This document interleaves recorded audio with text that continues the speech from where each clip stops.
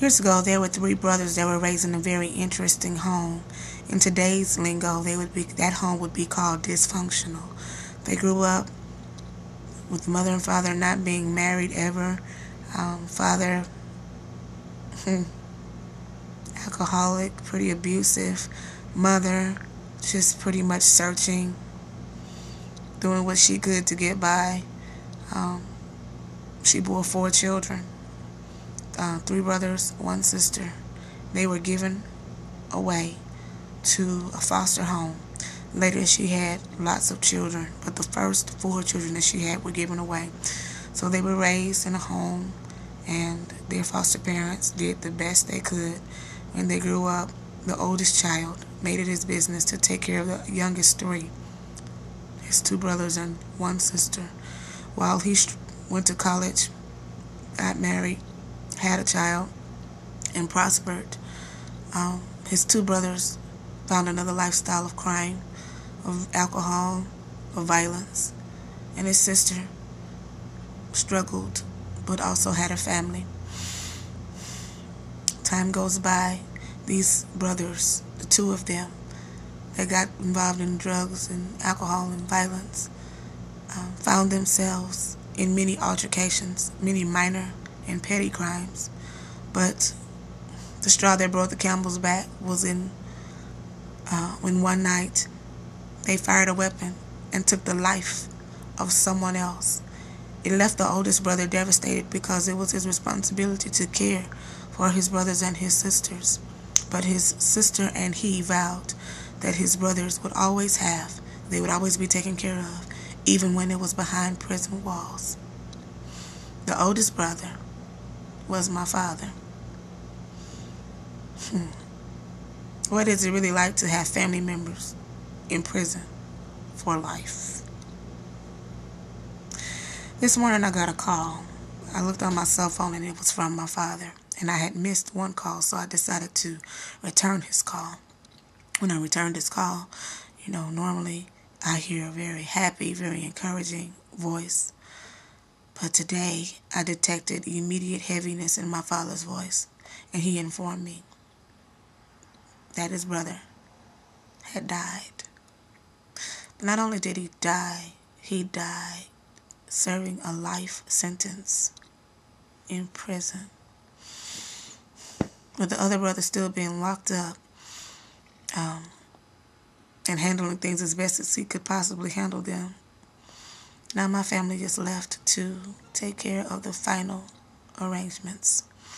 Heartbroken over the fact that a life was spent in prison because of bad choices, bad decisions, being a victim of an environment. After a day of comforting my father, who is still the big brother, making all the final arrangements, taking on all the responsibilities, and calling all the family to inform them that a person they really hadn't seen in 30 years was no longer on the earth. But yet, I miss him. I've never known this uncle outside of the bars. I've never seen him as a free man. I remember going to prison, visiting him, sitting in the family rooms, chatting, communicating, swapping stories, him giving me, handmade goods, belts, purses, Bible covers, bird houses, whatever they can make in prison, and just, in his eyes saying, please don't make the mistake that I made. And so, yes, he took someone's life, but he was my uncle, and now he's gone. I'm consoled tonight in the fact that now he's free, finally. In prison, I hear that he turned his life around. I hear that he became a minister of the gospel. I hear that he sang and played gospel music. I hear that he was respected for being the old school, guy that had just been there a long time. And I know that he'll be missed. As for me, I have to preach the funeral. Pray much, much, much for our family. Interesting time. I've got mixed emotions. I'm really just concerned for everyone else, and I know I'll be okay. So for those of you all who watch the channel, just keep me lifted before God. Pray for my family, the Woods family, all those behind bars that knew him that I'll never know, and prayerfully all the lives that were warned. Please don't make the same mistake. Pray that they heard that message loud and clear, because it's very sad that someone spent their adult life.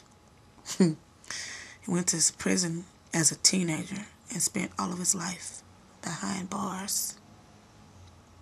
No wife, no children,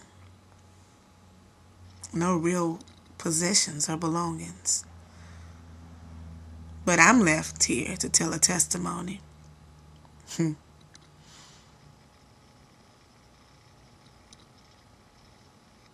I think that's all I want to say right now. You all pray for me, okay? And pray for my family. Enjoy Jesus and all his joys. And I might be a little sad, but I'm alright, okay? It's just another dimension of Stacy. You make ministry possible. Good night.